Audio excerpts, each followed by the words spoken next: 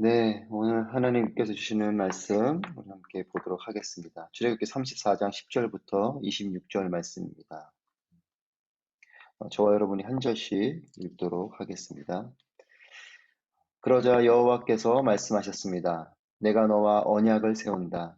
내가 온 세상에 그 어떤 민족에게도 보여준 적이 없는 놀라운 일들을 내 모든 백성들 앞에서 보일 것이다.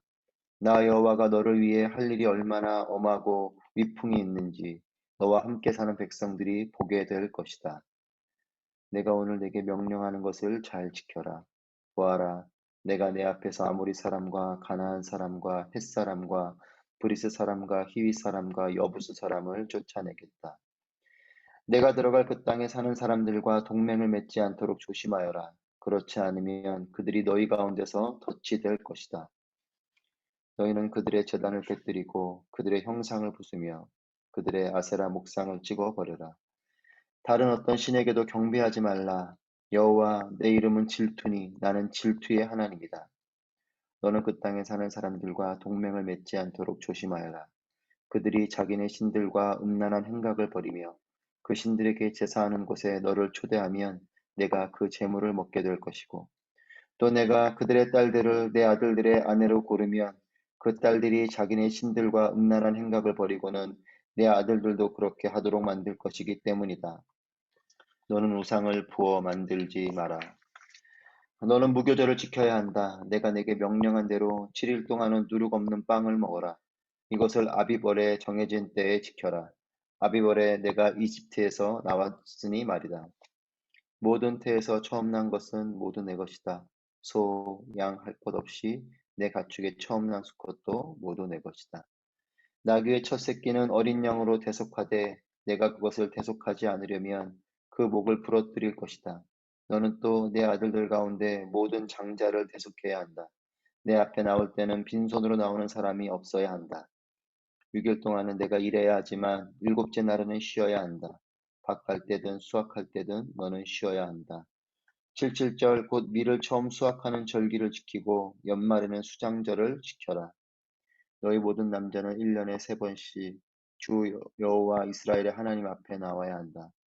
내가 1년에 3번 여호와 내 하나님 앞에 나올 때 내가 내 앞에서 저 민족들을 쫓아내고 내 땅의 경계를 넓혀줄 것이니 어느 누구도 내 땅을 탐내지 못할 것이다. 너는 내게 희생제물의 피를 누르기 들어간 것과 함께 바치지 말고 6월절 제물을 아침까지 남겨두지 마라. 너는 내 땅에서 처음 난 것 가운데 가장 좋은 것을 여호와 내 하나님의 집에 가져와야 한다. 너는 어린 염소를 그 어미의 젖에 삼지 마라. 아멘. 하나님 언약을 지키면 하나님이 지켜주십니다. 라는 제목의 말씀을 함께 나누겠습니다. 네, 새벽 가운데 나아가신 여러분 모두를 주님의 이름으로 축복합니다. 계속해서 우리가 출이집트기를 묵상하고 있습니다. 출이집트기는 종되었던 땅에서 나와서 약속의 땅으로 가는 광야 이야기이죠. 우리의 인생은 길과 닮아 있습니다. 출발점이 있고 또 과정이 있고 또 도착점이 있기 때문에 어, 인생이 길과 닮았다라고 말하는 것은 좋은 비유입니다. 그래서 대중가요에서는 인생을 나그네 길이라고 표현하기도 하고 또 우리가 부르는 복음성가에서는 우리의 인생을 순례자라고도 표현을 합니다. 길을 걸어가는 것이 우리의 삶이라는 거죠. 출이집트기는 그렇기 때문에 우리의 인생길을 비춰볼 수 있는 좋은 거울이 됩니다. 광야를 걸어갔던 이스라엘 백성들의 여정을 바라보면서 우리의 삶을 그곳에 대입해 보면 이런 광야의 삶이 삶에 내 삶을 비출 때에 이것이 은혜가 되는 것이죠. 우리가 오늘 34장 10절부터 26절 말씀을 함께 묵상하는데 그 앞에 말씀은 이제 금송아지 우상을 통해서 하나님께 불순종한 이스라엘 백성들 그리고 그들을 향한 모세의 분노가 하나님께 받아온 돌판을 깨뜨리는 언약의 돌판을 깨뜨리는 그런 사건을 보게 되고 그리고 바로 앞에 있는 말씀이 이 깨뜨려진 돌판에 다시 하나님께서 언약을 새겨주시는 그런 말씀이 이어집니다. 계속해서 그 말씀 아래 10절부터 26절 말씀을 우리가 묵상합니다. 10절 말씀을 보시면 이렇게 기록합니다. 그러자 여호와께서 말씀하셨습니다. 내가 너와 언약을 세운다. 내가 온 세상의 그 어떤 민족에게도 보여준 적이 없는 놀라운 일들을 내 모든 백성들 앞에서 보일 것이다. 나 여호와가 너를 위해 할 일이 얼마나 엄하고 위풍이 있는지 너와 함께 사는 백성들이 보게 될 것이다. 하나님께서 언약을 세운다라고 말씀하세요. 이 언약은 관계를 의미합니다. 하나님과 관계를 맺었다라는 거죠. 여러분, 하나님을 내 삶에 관계 맺고 사는 삶이 축복입니다. 어떤 사람들은 하나님의 언약을 지키는 삶, 하나님 말씀을 지키는 삶이 나의 삶을 구속하고 속박하는 것이라고 생각하기도 해요. 근데 그렇지 않습니다. 하나님과 관계를 맺고 또 하나님께 맺혀진 그 언약의 삶을 사는 것은 속박이 아니라 축복인 것입니다. 하나님께서 말씀하십니다. 놀라운 일들, 엄하고 위풍이 있는지 하나님께서 행하시는 그 일이 얼마나 놀라운 일들이고 또 얼마나 위험이 있고 또 위풍이 있는지를 선포하고 계세요. 여러분, 하나님께서 우리를 향해 해주시는 일은 놀라운 일입니다. 믿으십니까? 여러분, 우리의 믿음의 위기는 우리가 믿음이 없는 것이 아니에요. 우린 다 믿음이 있습니다. 하지만 우리의 믿음의 위기는 이 믿음이 있지만 이 믿음이 하나님을 제한적으로 믿는다는 것입니다. 하나님을 한계에 짓는다는 것입니다. 오늘 하나님께서 우리에게 선포하세요. 내가 온 세상에 그 어떤 민족에게 보여준 적이 없는 놀라운 일들을 내 모든 백성들 앞에서 보일 것이다. 나 여호와가 너를 위해 할 일이 얼마나 어미하고 위풍이 있는지 너와 함께 사는 백성들이 보게 될 것이다. 아멘. 그렇습니다. 하나님께서 우리에게 베풀어 주시는 일들은 놀라운 일들이요. 또한 그것은 엄하고 위풍이 있는 일인 것입니다. 하나님의 일을 제한하지 마십시오. 놀란 하나님의 일들을 믿음으로 바라보며 나아가는 삶이 되시기를 축복합니다. 그러면서 하나님께서 11절 말씀에 이렇게 말씀하세요. 내가 오늘 내게 명령하는 것을 잘 지켜라. 내가 오늘 내게 명령하는 것. 하나님의 말씀이죠. 이 말씀을 잘 지키라고 말씀하십니다. 여러분, 하나님과 동행하는 삶, 또 하나님의 놀라운 일을 경험하는 삶에는 조건이 있어요. 하나님께 순종하는 삶을 살 때에 그 되고 하나님의 놀라운 일들을 경험하는 삶이 시작되는 것입니다. 여러분, 우리의 삶이 메말라가는 것의 시작은 우리가 축복에는 관심이 많은데 하나님 말씀에는 관심이 없을 때에 우리의 삶이 메말라가는 것입니다. 여러분의 삶은 어떻습니까? 하나님께서 주신 축복에는 관심이 많지만 하나님께서 나에게 하시는 말씀, 그 말씀에 순종하는 것에는 얼마나 관심이 있으신지요? 순종이 제사보다 낫다. 우리가 너무나 잘 아는 말씀이죠. 여러분, 우리의 모두의 삶이 하나님을 가장 가까이에 두고 또 하나님 말씀을 사모하고 또 하나님 말씀에 순종하는 삶이 되시기를 축복합니다. 그럴 때 하나님의 놀라운 일들을 경험하고 또 하나님께서 주시는 놀라운 축복도 경험하게 되는 것입니다. 이제 이어서 하나님께서 12절부터 17절까지의 말씀을 통해서 이스라엘 백성들에게 그 명령을 지키라고 하시면서 첫 번째로 말씀하시는 그 명령은 우상 숭배에 대한 명령이에요. 그 앞에 말씀을 보면 금송아지를 만들었잖아요. 우상 숭배로 진통을 겪은 이스라엘 백성들을 향한 하나님의 명령은 우상 숭배에 대한 명령이에요. 그러면서 이 우상 숭배에 대해서 강조하시는 것은 그 땅에 사는 사람들과 동맹을 맺지 마라. 12절 말씀에 내가 들어갈 그 땅에 사는 사람들과 동맹을 맺지 않도록 조심하여라. 그리고 15절 말씀에 너는 그 땅에 사는 사람들과 동맹을 맺지 않도록 조심하여라. 그 땅에 사는 사람들과 동맹을 맺지 말라고 말씀하시면서 크게 두 가지를 이유로 드십니다. 그 땅에 사는 사람들과 동맹을 맺지 않기 위해서 첫 번째는 우상을 파괴하는 것이에요. 그리고 두 번째는 그들의 문화 속에서 우상 숭배의 철학을 배우게 되기 때문에 그들과 절대 함께 하지 말라는 것이죠. 왜 그 땅에 사는 사람들과 동맹을 맺지 말라고 하는가? 그들은 우상을 섬기는 사람들이기 때문에 그렇습니다. 여러분, 요셉과 다윗의 공통점은 성적인 유혹이 있었다는 거죠. 하지만 분명한 차이점은 요셉은 그 자리를 떠났고 다윗은 그 자리를 배회하면서 머물러 있었다는 것입니다. 우상의 자리, 우리를 유혹하는 자리를 파괴해야 돼요. 그 자리를 떠나야 됩니다. 그런데 그것을 곁에 두고 나는 여전히 하나님을 섬기면서 살아갈 것이다 라고 여전히 그 우상의 자리를 서성거리고 그것을 파괴하지 않고 있다 보면 어느 순간인가 내가 그 영향을 받게 되는 것입니다. 여러분, 하나님만을 예배하는 삶은 하나님을 최고의 자리에 두고 다른 모든 것을 버리는 것에 대한 결단을 하는 것에서부터 시작되는 것이에요. 여러분들에게 권면하고 또 여러분들에게 당부하는 것은 여러분, 우리의 삶에도 우상이 있어요. 하나님보다 더 가치롭게 여기는, 하나님보다 더 높이 여기는 것들이 순간순간 있습니다. 항상 그렇지는 않겠죠. 하지만 어느 때는 하나님보다 물질이, 하나님보다 자녀가, 하나님보다 내 삶의 행복이 더 우선순위에 두어지는 경우들이 순간순간 있어요. 저는 우리의 삶에도 우상을 파괴하는 각자의 이런 결단이 있게 되기를 소망합니다.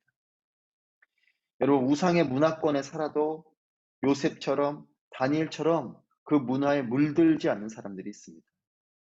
예를 들면 우리가 이렇게 이슬람의 땅에 와 있지만 우리는 요셉처럼 다니엘처럼 이 종교에 이들의 어떤 문화에 물들지 않는 것이죠. 여러분, 그곳에 머문다고 문제되는 것이 아니라 그 땅에서 결단을 해야 됩니다. 여러분, 그래서 하나님께서는 그곳에 머물지 말라라고 이들에게 말씀하는 것이 아니라 동맹을 맺지 말라라고 말씀하세요. 그 땅 가운데로 들어가긴 들어가야 됩니다. 피할 수는 없어요. 하지만 동맹을 맺지 말라는 것입니다. 여러분, 유혹의 자리 가운데 우리가 그 자리를 피할 수는 없겠죠. 세상의 한가운데 우리는 서야 됩니다. 수많은 도전 앞에 서야 돼요. 내 주변에 있는 사람들이 여전히 세상이 말하는 성공, 세상이 말하는 축복, 하나님을 외면하고 그저 물질을 쫓아서 권력을 쫓아서 또한 성공을 쫓아서 나아가는 삶을 강조하는 이런 환경 가운데 우리는 하지만 그곳에 머물지 말라는 것이 아니라 그 땅에서 그것들과 동맹을 맺지 말라는 것이 결단을 해야 되는 겁니다. 두 번째로 18절부터 26절까지 말씀은 절기에 대한 명령을 말씀하고 있어요. 절기를 지켜라. 여러분, 이 절기는 하나님을 기억하는 것이요. 하나님께서 하신 일을 기억하는 것입니다. 하나님을 기억하고 하나님께서 하신 일을 기억하면서 하나님께 감사하고 경배하고 결단하는 것, 이것이 절기를 지키는 것이죠. 특별히 오늘 말씀의 절기를 강조하는 것은 무교절을 말씀하고 있습니다. 이 무교절은 출애굽하던 그날, 그 마지막 날, 그 장자들이 죽어가는, 그리고 문설주와 임방에 양의 피를 발랐던 이스라엘 백성들에게는 그 재앙이 넘어가는, 유월, 넘어가다라는 거죠. 패스오버, 넘어가는. 이 출애굽하던 날에, 이 출애굽하던 날이 광야에 선 이스라엘 백성들에게는 가장 큰 의미가 있는 날이죠. 그날을 기점으로 이들이 이집트를 벗어나서 이제 약속의 땅인 가나안을 향해 나아가는 광야의 그 길 가운데 들어선 것이지 않습니까? 이스라엘 백성들에게는 이 출애굽하게 된 그 마지막 그날이 터닝 포인트가 되는 날이에요. 그렇기 때문에 하나님은 이 날을 기억하라는 것입니다. 그 날을 기억하고 그때 행하신 하나님을 기억하고 하나님께서 베풀어 주신 그 구원의 그 일을 기억하라 라고 말씀하시면서 지키라고 하신 것이 무교절인 것입니다. 그 두 번째는 수장절을 말씀하시는데 이것은 풍성한 수확과 그 수확을 저장한 것에 대한 감사로 지키라는 것이 수장절이에요. 하나님께서 이 풍성한 것을 주셨습니다. 하나님께 감사합니다. 라는 마음으로 지키는 것이 수장절이죠. 그리고 마지막으로 1년에 3번 하나님 앞에 나와서 하나님 앞에 서는 시간을 가지라라고 명령합니다. 하나님께서 18절부터 26절까지 이스라엘 백성들에게 지키라고 한 절기와 또 지키라고 하는 그 일은 하나님을 기억하는 일이요, 하나님께서 하신 일을 기억하라는 것입니다. 이 말씀 앞에 저는 우리가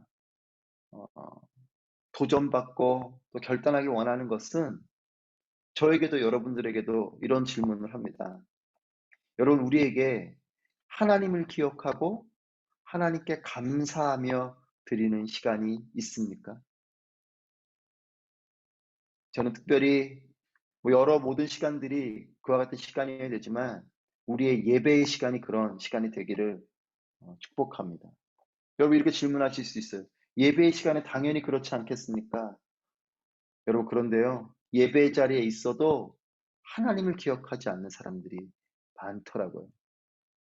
예배 자리에 내 몸이 나와 있지만 나의 생각과 나의 마음은 하나님을 기억하고 하나님께서 행하신 일들을 바라보기보다는 나의 근심 속에, 나의 염려 속에, 때로는 그것을 해결하기 위해서 예배 자리에 나와 있는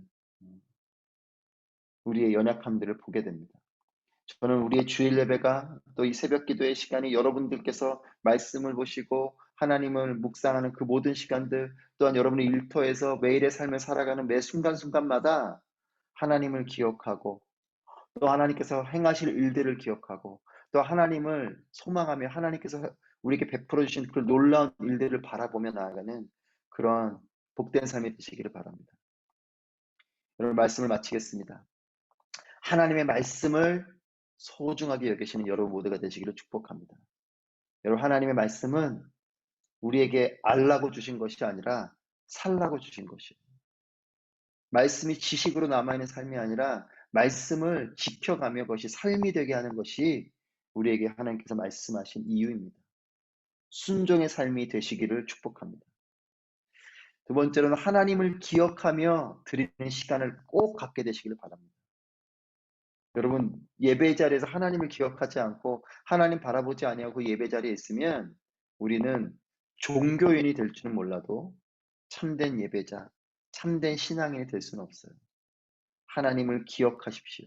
그리고 하나님의 일들을 기억하시고 또한 그것을 바라보며 나아가는 그런 시간들을 꼭 갖게 되시길 바랍니다. 여러분의 기도의 자리가, 예배의 자리가 그런 시간이 되기를 축복합니다. 여러분, 말씀을 내가 읽는 것 같지만, 말씀을 내가 지키는 것 같지만, 내가 읽고 내가 지켜가는 그 말씀이 나를 지키는 거예요. 내가 예배 자리를 나아가 지키는 것 같지만 그 예배 자리에 나아갈 때 그 예배가 하나님께 온전히 드려진 신령과 진정의 그 예배가 나의 삶을 지키는 것입니다. 저는 하나님 말씀을 소중하게 여기고 하나님을 기억하고 또 하나님께 온전히 나아가는 말씀과 예배의 삶이 되는 우리 모두가 되기를 주님의 이름으로 축복합니다. 우리 함께 기도하시겠습니다. 우리 첫 번째 기도 제목입니다.